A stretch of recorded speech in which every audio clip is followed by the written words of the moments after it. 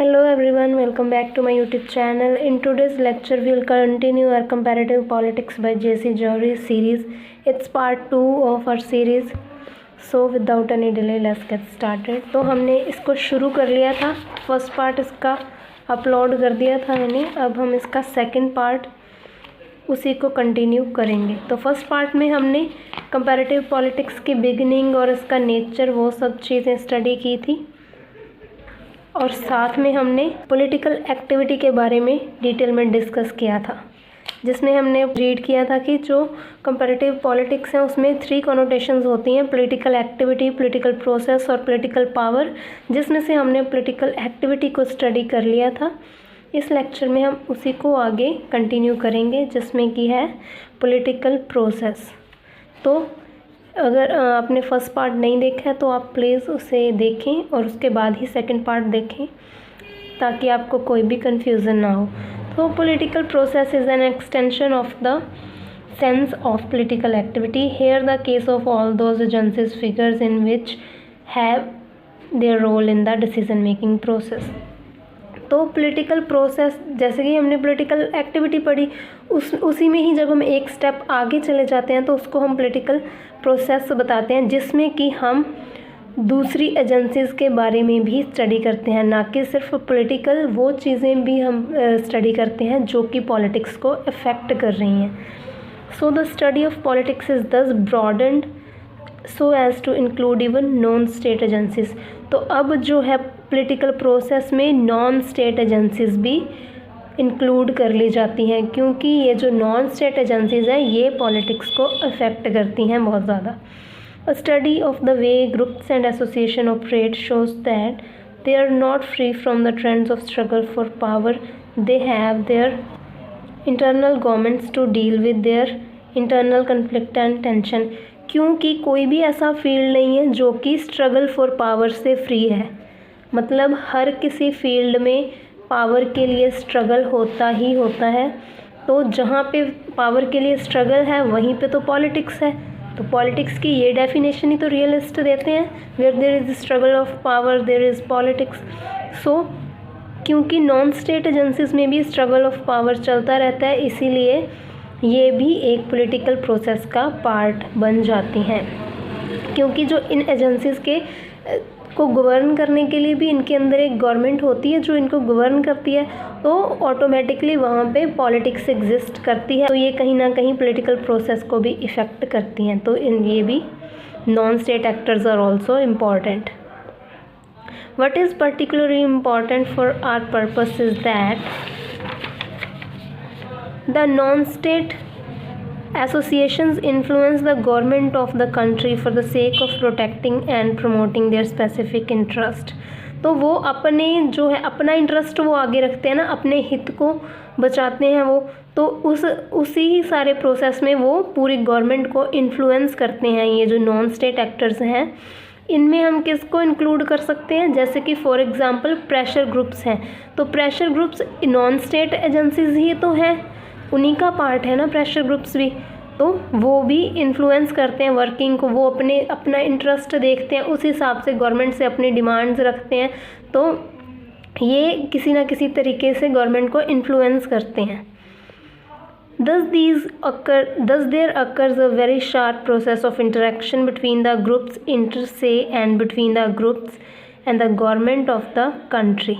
तो इन ग्रुप्स की आपस में और गवर्नमेंट के साथ इंटरेक्शन का यही जो है प्रोसेस चलता रहता है, क्योंकि ये गवर्नमेंट के पास जाते हैं जब इनको कोई भी गवर्नमेंट का डिसीज़न नहीं इनको सूटेबल लगता है, लोगों के हित के खिलाफ लगता है, तो ये अपनी डिमांड्स जो है मनवाने के लिए गवर्नमेंट पे प्रेशर डालते हैं. तो यही जो आपस की इंटरेक्शन है इनकी, वही क्या है, एक प्रोसेस है.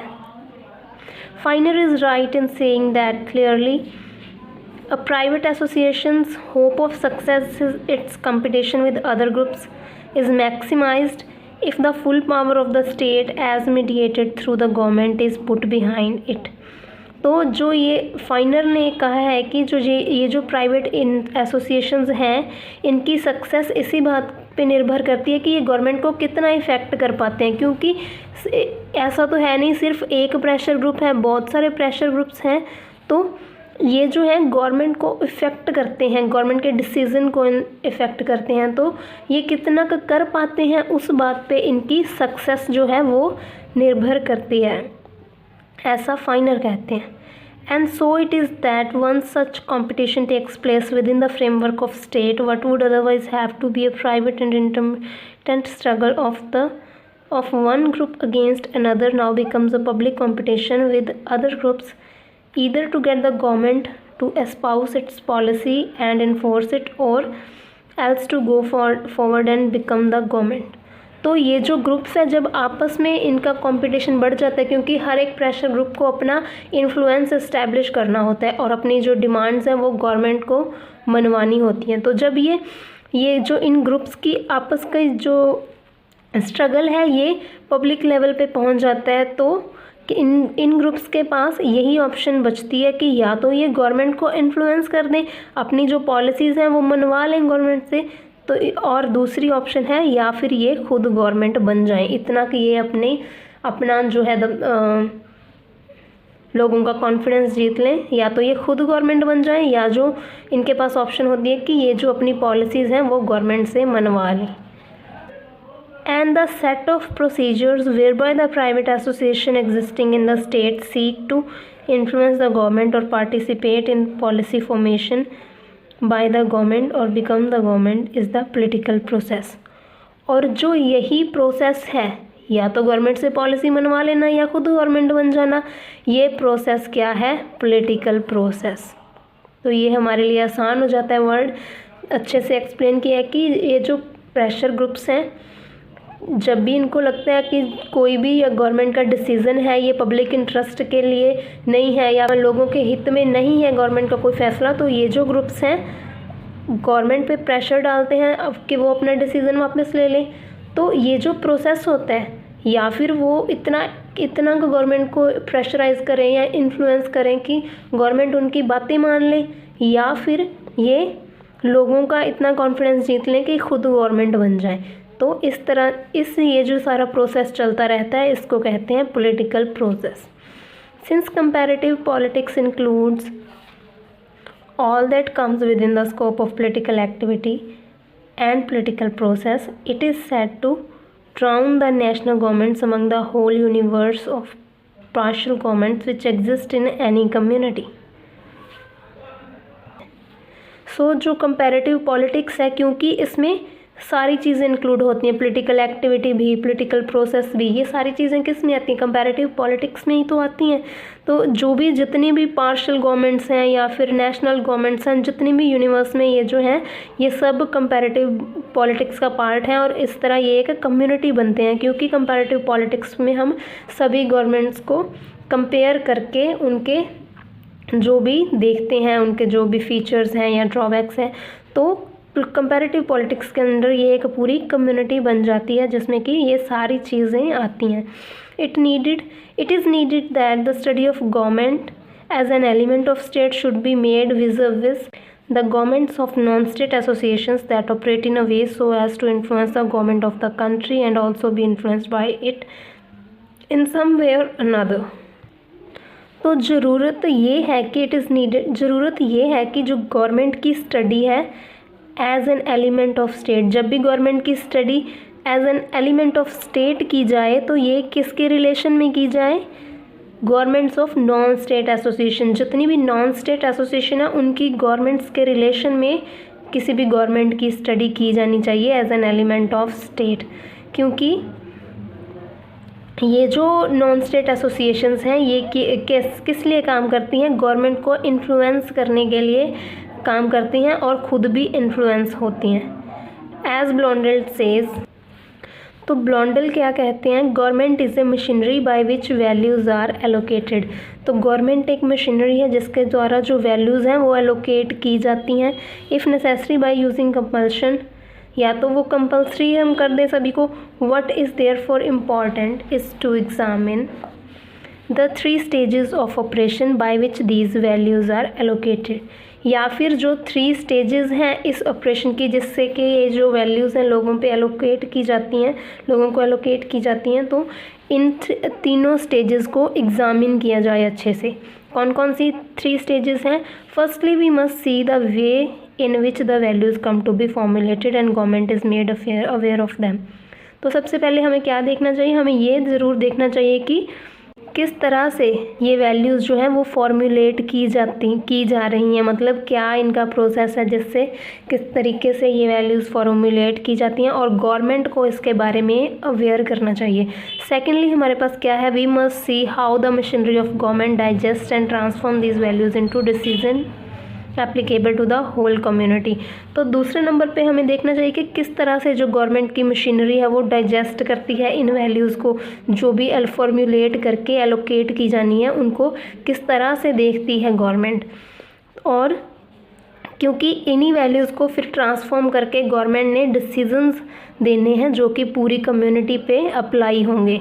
तो सेकंड हमारे पास ये है। थर्डली हमारे पास क्या है? We must see how this decisions come to be implemented down the level of governmental command. तो तीसरे नंबर पे हम ये एग्ज़ामिन करना ज़रूरी है कि ये जो वैल्यूज़ हैं किस तरह से इम्प्लीमेंट की जा रही हैं, ग्राउंड लेवल तक इनको किस तरह से इम्प्लीमेंट किया जा रहा है। The whole operation of governmental thus takes a form of 2-वे ऑपरेशन। तो जो होल ऑपरेशन है ये 2-वे ऑपरेशन बन जाता है, और perhaps more appropriately of A machine which receive signal and transform this signals into others. या फिर हम इसको ऐसे भी कह सकते हैं कि एक मशीन है जो ट्रांसफॉर्म करती है इनको सिग्नल्स के रूप में, मतलब सिग्नल्स लेती है जो भी फॉर्मुलेट करनी है ना, जो भी वैल्यूज़ एलोकेट करनी है उनको पहले फॉर्मुलेट करना है, फिर उनको ट्रांसफॉर्म करना है किस में? ऐसे डिसीजंस में जो कि पूरी कम्युनिटी के ऊपर अप्लाई होने हैं। तो इस तरह से ये 3 स्टेजेस हैं जिनके द्वारा वैल्यूज़ एलोकेट की जाती हैं।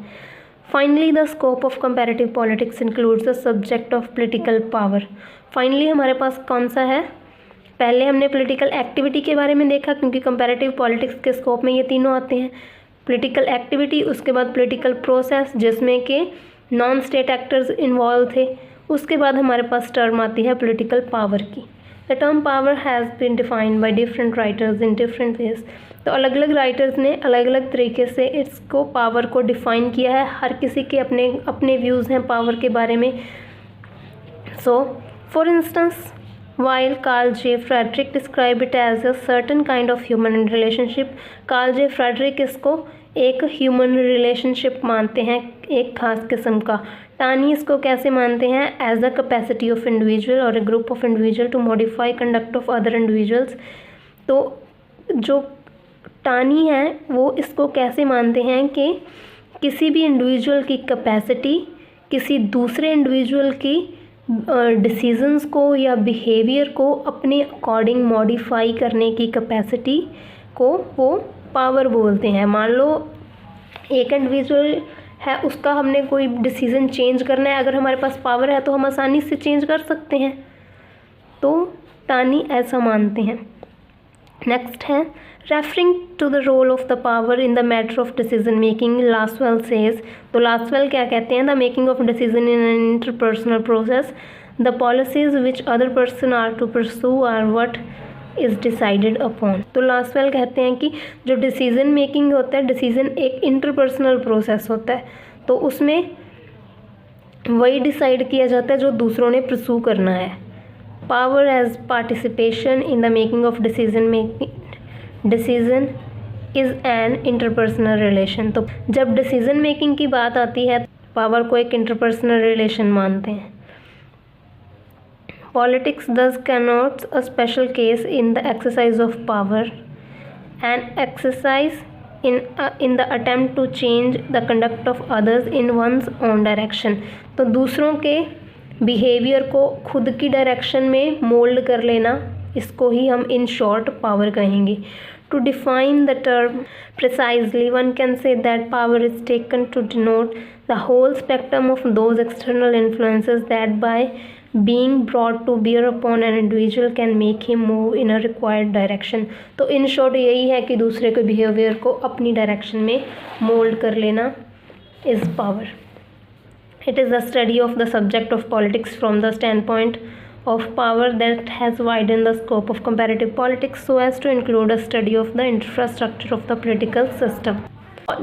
जब हम पॉलिटिक्स की स्टडी पावर के पॉइंट ऑफ व्यू से करते हैं तो इसने क्या किया है, इसने कंपैरेटिव पॉलिटिक्स के स्कोप को और भी बड़ा कर दिया है, और भी ज़्यादा बढ़ा दिया है। कैसे? क्योंकि इसमें अब इंफ्रास्ट्रक्चर की स्टडी भी इंक्लूड हो गई है। जब हम पॉलिटिक्स को पावर के पॉइंट ऑफ व्यू से देखते हैं तो इसमें कंपैरेटिव पॉलिटिक्स में इंफ्रास्ट्रक्चर की स्टडी भी इंक्लूड हो गई है। It is on account of this that politics can not be studies properly without identifying the ruling class और the governed and the non governed elite. तो अब ये पॉसिबल ही नहीं है कि हम स्टडी करें बिना रूलिंग क्लास को स्टडी किए। हम पॉलिटिक्स को नहीं स्टडी कर सकते क्योंकि रूलिंग क्लास हो गई, ये जो एलीट ग्रुप्स हैं ये अब इम्पॉर्टेंट रोल प्ले करते हैं। And measuring their respective role, politics also functions by and large within the groups through as well as we have seen earlier, however important in themselves the group may be, neither the individual nor the society can be left out। तो अब politics में ये जो groups हैं इनकी importance बढ़ गई है। कोई भी सोसाइटी ऐसी नहीं है या फिर कोई भी ऐसी जगह नहीं है जहाँ पे ये चीज़ें नहीं होती। तो पॉलिटिक्स में अब रूलिंग क्लास और गवर्नड या नॉन गवर्नड जो भी हैं ये सारी चीज़ें अब एक इम्पॉर्टेंट पार्ट बन गई हैं इसका। The subject of authority becomes the handmaid of power। The rulers in a democratic system try to justify their authority by means of having the title of consensus। Those of a totalitarian system resort to the naked use of power for achieving the superficial title of legitimacy। तो ये जो authority है वो भी power की मुट्ठी में ही है, क्योंकि जो भी जब डेमोक्रेसी की हम बात करें उसमें जो है हम पावर कैसे अथॉरिटी कैसे इस्तेमाल होती है, कंसेंसस के दम पे। कंसेंसस मतलब सभी की सहमति होती है उसमें।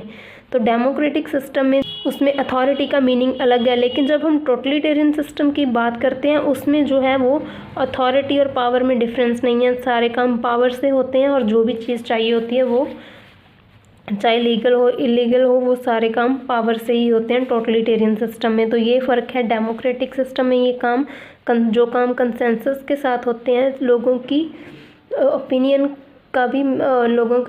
भी मैटर करता है, लेकिन टोटलिटेरियन सिस्टम में जो पावर का नेक्ड यूज़ होता है। Thus it becomes a celebrated principle of comparative politics where consensus is weak, coercion tends to be strong and vice versa। तो ये जो क्या है एक प्रिंसिपल बन जाता है कंपैरेटिव पॉलिटिक्स का कि जहाँ पर कंसेंसस वीक है, कंसेंसस मतलब सर्वसम्मति, सभी लोगों की सहमति होना, जहाँ पे कंसेंसस वीक होती है वहाँ पे जो है कोर्शन मतलब दबाव, पावर वहाँ पे स्ट्रॉन्ग होती है। It is on account of these important connotations that the term politics has come to have its peculiar definition in the realm of comparative politics। तो इन सारी कनोटेशंस को देखते हुए जो वर्ड पॉलिटिक्स है इसको कंपैरेटिव पॉलिटिक्स में डिफ़ाइन करना और भी ज़्यादा मुश्किल हो जाता है, क्योंकि अब इसकी एक डेफिनेशन नहीं है, हर किसी का इसको लेके अपना पॉइंट ऑफ व्यू है। Here politics has been made free from shackles of normative dimension and restated in empirical terms. तो अब पॉलिटिक्स जो है वो नॉर्मेटिव मतलब पुराने डायमेंशन से निकल गई है। बेसिकली जो नॉर्म्स पहले पूरे नॉर्म्स को फॉलो करते थे, जो भी रूल्स थे वैल्यूज़ थी उनको फॉलो करते थे, अब जो है वो इन बेड़ियों से आज़ाद है और एम्पिरिकल टर्म पे रेस्ट करती है, मतलब कि एक्सपीरियंस बेस्ड है अभी। The result is that it is not merely a study of the state and government, it is the study of the exercise of power। तो अब इसका नतीजा ये है कि ये अब सिर्फ एक स्टेट या गवर्नमेंट की स्टडी नहीं है, ये क्या है, एक्सरसाइज ऑफ पावर की स्टडी है। As Curtis says politics is organized dispute about power and its use. तो कर्टिस क्या कहते हैं, पॉलिटिक्स क्या है, एक डिस्प्यूट है, सिर्फ डिस्प्यूट नहीं है, ऑर्गेनाइज्ड डिस्प्यूट है पावर और इसके यूज़ के बारे में। Involving choice among competing values, ideas, persons, interest and demands. तो इन सारी चीज़ों के बारे में भी ये एक ऑर्गेनाइज्ड डिस्प्यूट है। The study of politics is concerned with the description and analysis of the manner in which power is obtained, exercise and control. तो अब जो पॉलिटिक्स की स्टडी है वो किसके साथ कंसर्न्ड है? वो है अब जो पॉलिटिक्स की स्टडी है वो कंसर्न्ड है description and analysis of the manner. तो डिस्क्रिप्शन और एनालिसिस किसका? पावर का, और कैसे ये ऑब्टेन की जाती है, कैसे ये एक्सरसाइज की जाती है और कैसे ये कंट्रोल की जाती है। द पर्पस फॉर विच, किस पर्पस के लिए ये यूज़ की जाती है, किस मैनर में ये यूज़ की जाती है, डिसीज़न मेकिंग, किस मैनर से डिसीज़न लिए जाते हैं ये यूज़ करने के लिए, किस मैनर में डिसीजंस लिए जाते हैं इसको यूज़ करके। तो अब पावर का मीनिंग सिर्फ ये है, factors which influence the making of those, जो डिसीजंस, कौन कौन से फैक्टर्स हैं वो जो डिसीजन मेकिंग को इन्फ्लुएंस करते हैं उसके बारे में है ये। And the context in which those decisions take place.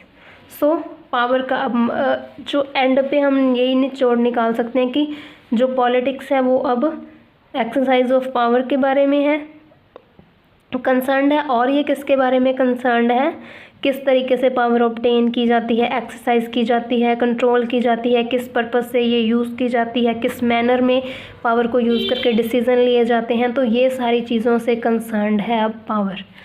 Next is growth of comparative politics from unsophisticated to increasingly sophisticated direction. तो अब हम कंपैरेटिव पॉलिटिक्स की ग्रोथ को पढ़ेंगे कि किस तरह से इस सब्जेक्ट का ग्रोथ हुई, किस तरह से ये आगे डेवलप हुआ, कहाँ से कहाँ तक, अनसोफिस्टिकेटेड से सोफिस्टिकेटेड तक।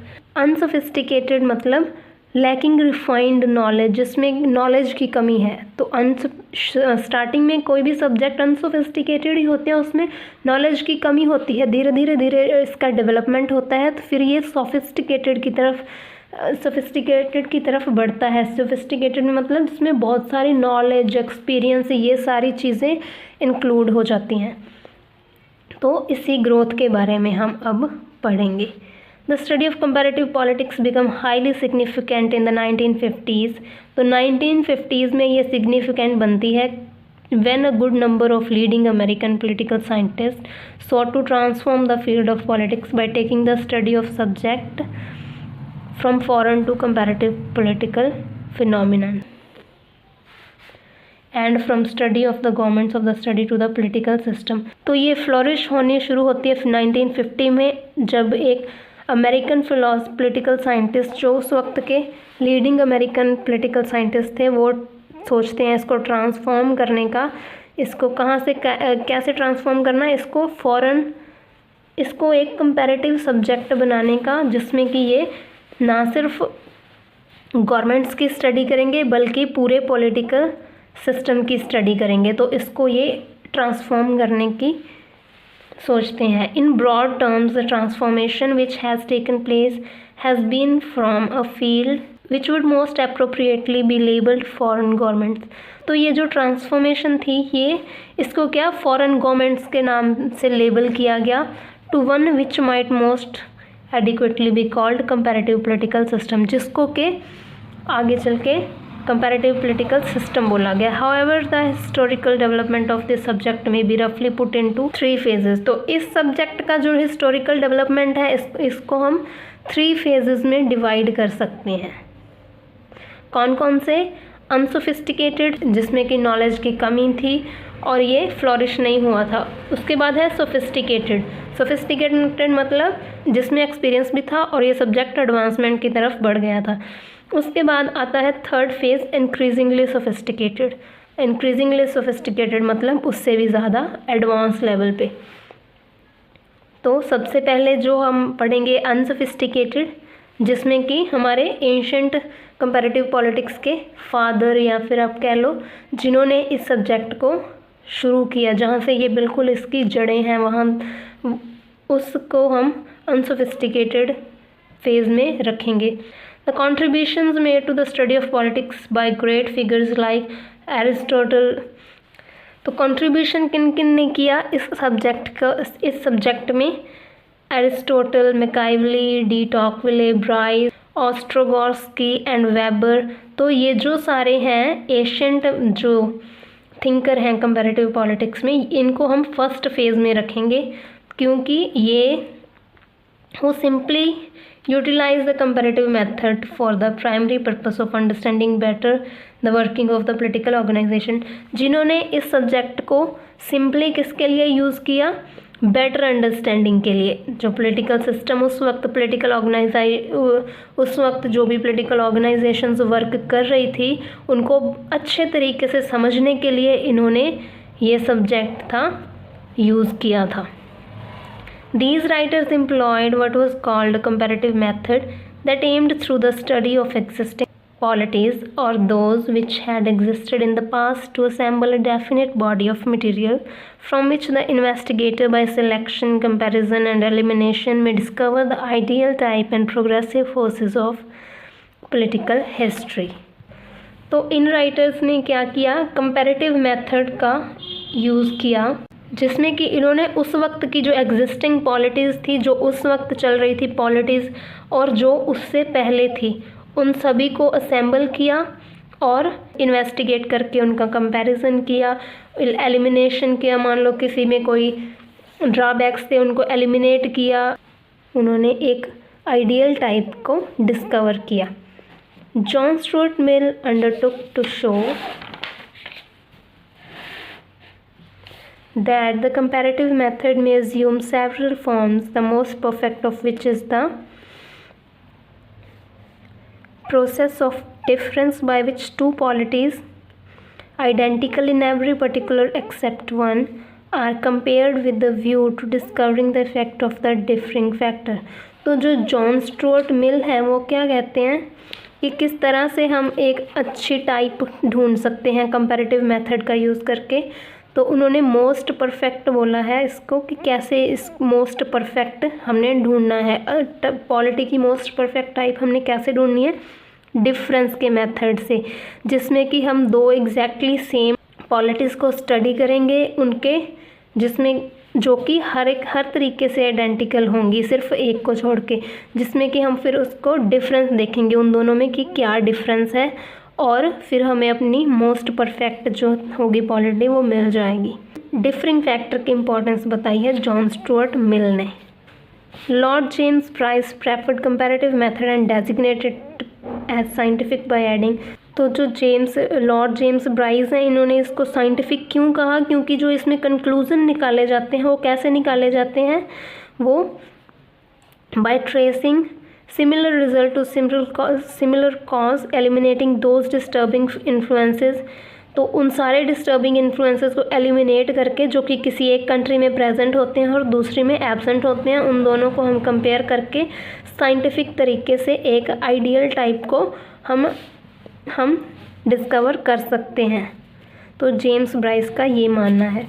The contribution of some important recent writers like Samuel H. Beer, M. Haas, Bernard Ulam and Roy C. Mercedes may be included in the second phase। तो फर्स्ट फेज़ में तो सिंपल कंपैरिजन था एक ideal type को ढूंढने के लिए। उसके बाद सेकंड फेज़ में कौन कौन से राइटर आते हैं? जो फर्स्ट वाला हो गया अनसोफिस्टिकेटेड, ये होगा सोफिस्टिकेटेड। इसमें कौन कौन से आते हैं? Samuel H Beer, M Haas, Bernard Ulam, Roy C Macridis में।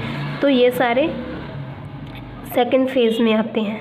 With a good amount of self consciousness, जिनमें सेल्फ कॉन्शियसनेस थी, also with the deliberate move to present a more useful study to different political institution, जिन्होंने अलग अलग political institution की मोर useful study की, ज़्यादा useful study की, ज़्यादा ध्यान से ज़्यादा इनके बारे में डिस्कवर किया। As a matter of fact, the writers belonging to this category, unlike political thinkers and writing belongs to the first, applied the instrument of institutional comparison in a quite rigorous manner to present a better study of the government, what they desire to address is political system। तो जो sophisticated phase के जो ये writers थे, इन्होंने इन्होंने क्या किया, इन्होंने अप्लाई किया इंस्ट्रूमेंट ऑफ इंस्टीट्यूशनल कंपैरिजन, मतलब इन्होंने इंस्टीट्यूशंस का भी कंपैरिजन किया ज़्यादा ध्यान। इन्होंने क्या प्रेजेंट किया, एक better realistic study of the government what they desire to address as political system, जिसको कि पोलिटिकल सिस्टम कहा। मतलब इन्होंने जो अनसोफिस्टिकेटेड फेज़ के राइटर्स थे उनसे अलग बेटर अंडरस्टैंडिंग की इस सब्जेक्ट की, और इंस्टीट्यूशंस को भी कंपेयर किया ज़्यादा ध्यान से ताकि सही कंक्लूजन्स निकाले जा सकें। This may be called sophisticated phase in the growth of the subject of comparative politics in as much as these writers were concerned with the various strategies of comparison। तो इसको sophisticated कह सकते हैं क्योंकि जो राइटर्स थे वो concern थे, जो कंपैरिजन की जो भी स्ट्रेटजीज थी उनके बारे में काफ़ी कंसर्न थे, एरियाज़ के बारे में, कन्फिगरेटिव अप्रोच के बारे में, institutional and functional comparison, problem based orientation and with various methodological problems, conceptualization, establishment of agreed categories for comparison। तो ये सारी चीज़ों के बारे में जो इस फेज़ के राइटर्स ज़्यादा कंसर्न थे, और ये ज़्यादा साइंटिफिक स्टडी इस फेज़ में कंपैरेटिव पॉलिटिक्स की हुई है। नेक्स्ट उसके बाद आता है the contribution of David Easton, Gabriel Almond, James C Coleman, Karl Deutsch, G B. Powell, Harold Lasswell, Robert Dahl, Edward Shields, Harry Eckstein, David Apter, Lucian Pye, Sidney Verba, Myron Weiner, and a host of others may be included in the final phase। तो ये जो सारे writer हैं ये हैं final phase के। Final कौन सा था, इंक्रीजिंगली सोफिस्टिकेटेड, ये सारे राइटर हैं जो कि कंपैरेटिव पॉलिटिक्स को एडवांस लेवल पे लेकर गए। It may rightly be described as the mark of an increasingly sophisticated phase in the growth of comparative politics। तो इसको comparative politics के growth में increasingly sophisticated phase कहा जाता है। The writers belonging to this phase have made use of interrelated set of concepts for the sake of presenting their contribution on the basis of comparative analysis, though they have provided a specialized vocabulary in their own ways। तो जो इस phase के writers थे इन्होंने अपना अपना contribution कैसे दिया, इन्होंने इंटररिलेटेड कॉन्सेप्ट्स दिए अपने अपने अकॉर्डिंग, और इन्होंने अपनी हर किसी ने अपनी वोकैबुलरी दी इस सब्जेक्ट में, और भी ज़्यादा कंसेप्ट्स और वोकैबुलरी का इंक्रीज़ किया। जैसे कि रॉबर्ट्स कहते हैं कि अगर ईस्टर्न इनपुट आउटपुट्स की बात करते हैं, डिमांड की बात करते हैं, गेट कीपर्स की, सपोर्ट एंड स्ट्रेसेस की, environment, feedback, value, critical ranges and political authorities की, अगर ईस्टर्न इन सब चीज़ की बात करते हैं तो almond offer a set of input and output functions. तो ऑलमंड हैं वो इनपुट आउटपुट फंक्शंस की बात करते हैं। डाइश क्या कहते हैं, borrows a cybernetic language which applies to political system. तो जो साइबरनेटिक्स के बारे में डाइश बात करते हैं, जो कि फीडबैक, हर अलग अलग तरह की फीडबैक से रिलेटेड होगा, जैसे कि autonomy, memory, load, lag, lead and gain, receptors, communication, selective screening of information and so on. तो ये जो इस फेज़ के राइटर्स हैं इन्होंने अपनी अपनी खुद की वोकैबुलरी दी, इनपुट आउटपुट, जो भी गेट कीपर, ये सारे जो कॉन्सेप्ट्स हैं ये इंट्रोड्यूस किए हर किसी राइटर ने, और इसको एडवांस लेवल पर लेकर गए।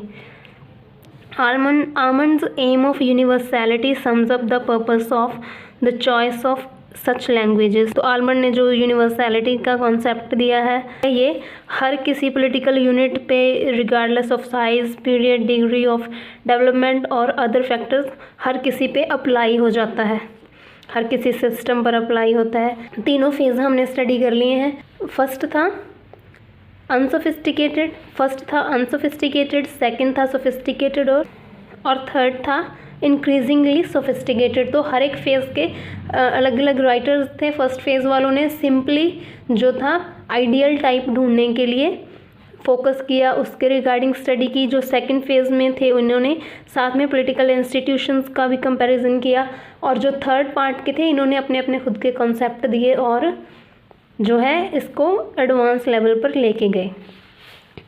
The subject of comparative politics as developed in the latest phase has three main characteristics।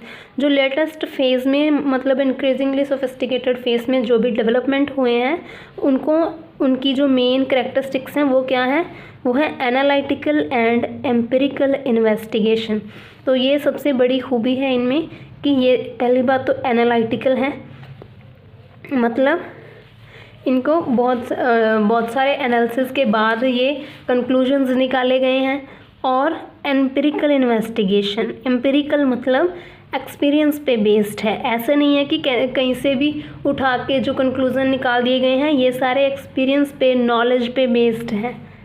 तो इससे क्या हुआ, जो पॉलिटिकल का स्कोप है और भी ज़्यादा बढ़ जाता है उनके न्यू कॉन्सेप्ट्स की वजह से, जैसे कि प्रिमिटिव पॉजिटिविज़म। तो ये भी तो इंट्रोड्यूस होता है। ये पॉजिटिविज़म का तो मतलब ही ये है कि नॉलेज जो है वो किस पे बेस्ड है, एक्सपीरियंस पे, लॉजिक पे बेस्ड नॉलेज है।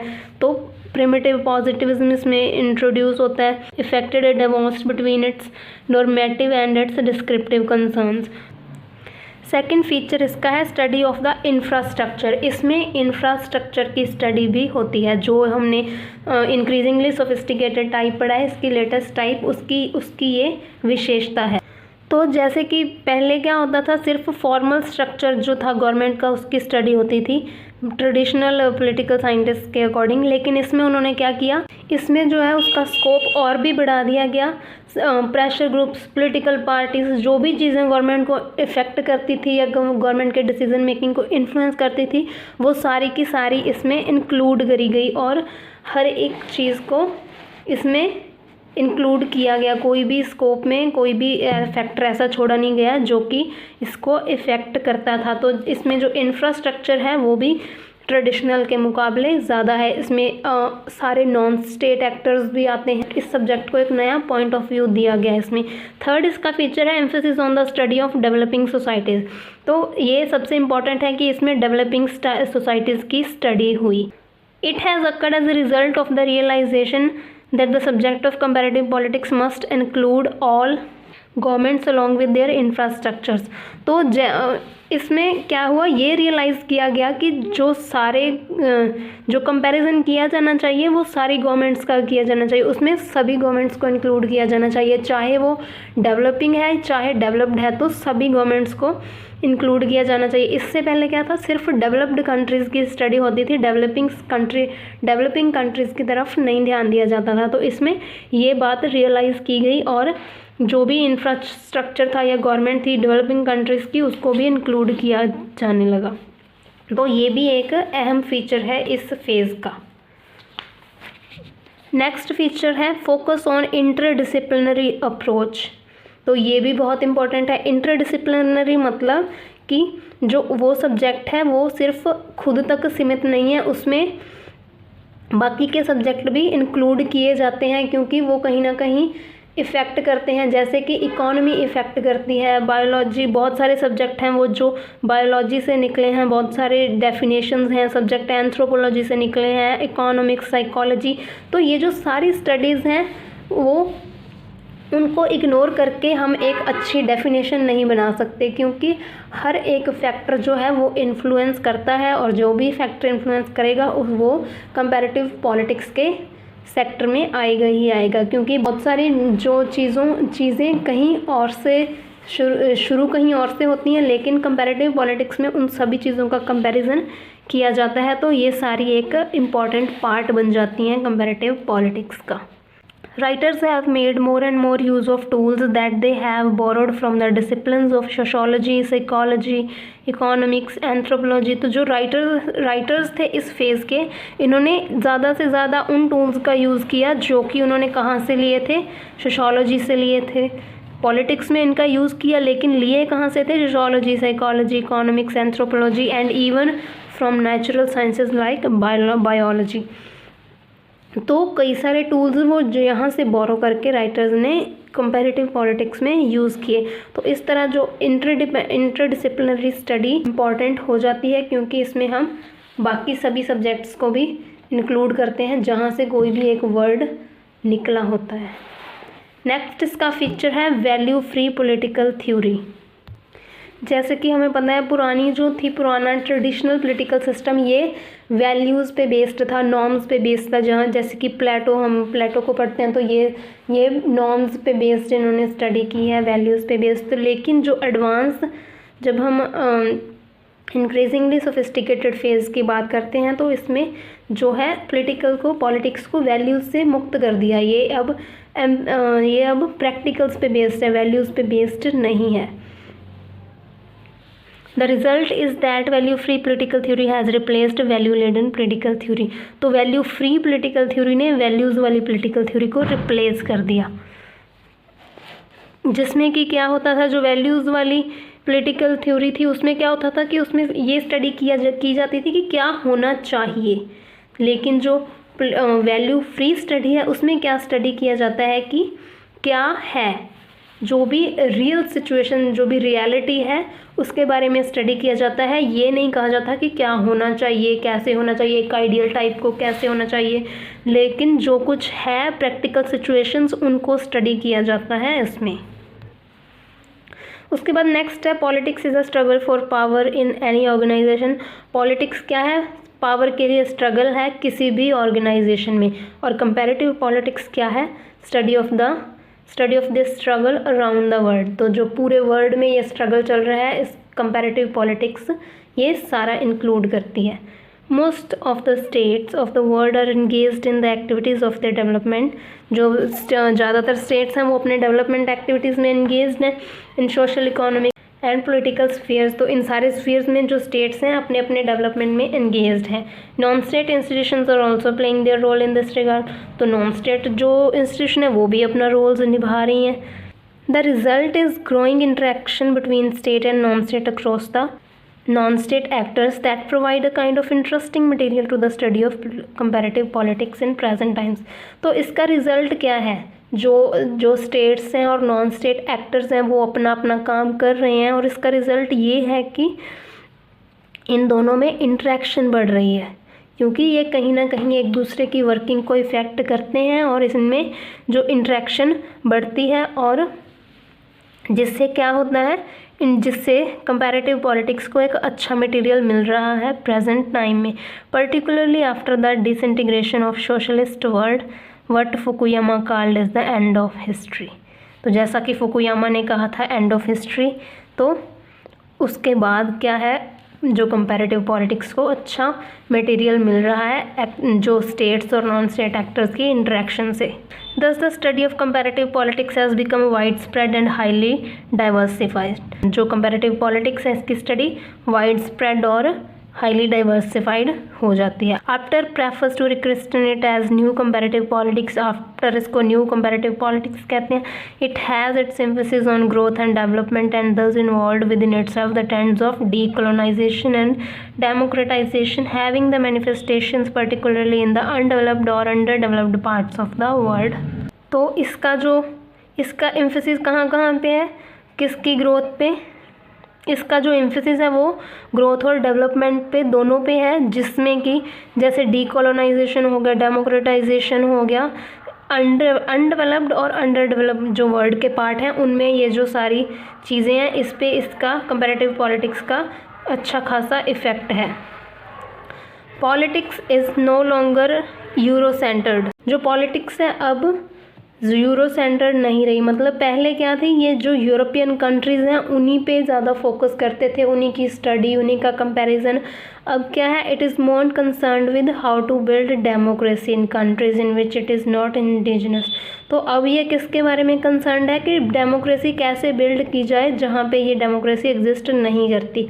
After calls new institutionalism. तो आफ्टर इसको न्यू इंस्टीट्यूशनलिज्म कहते हैं, that combines older institutionalist concern with developmentalism। तो जो कि किससे कंसर्न्ड है, डेवलपमेंटलिज्म से कंसर्न्ड है। तो इस वीडियो में हमने पॉलिटिकल प्रोसेस के बारे में स्टडी किया, उसके बाद हमने सोफिस्टिकेटेड और अनसोफिस्टिकेटेड, इंक्रीजिंगली सोफिस्टिकेटेड, ये तीनों फेज़ कंपैरेटिव पॉलिटिक्स के स्टडी किए। नेक्स्ट हमने जो इंक्रीजिंगली सोफिस्टिकेटेड फेज़ था उसके फीचर्स देखे, जो कि थे एनालिटिकल एंड एम्पिरिकल इन्वेस्टिगेशन, ये सारे फीचर्स उसके बाद हमने देखे। और नेक्स्ट है comparative politics and comparative government, case of identities and similarities in basic implication. तो ये हम नेक्स्ट वीडियो में कंटिन्यू करेंगे। इस वीडियो में इतना ही। I hope it's useful for you. Give your precious feedback in comment section. Thank you. Thanks for watching.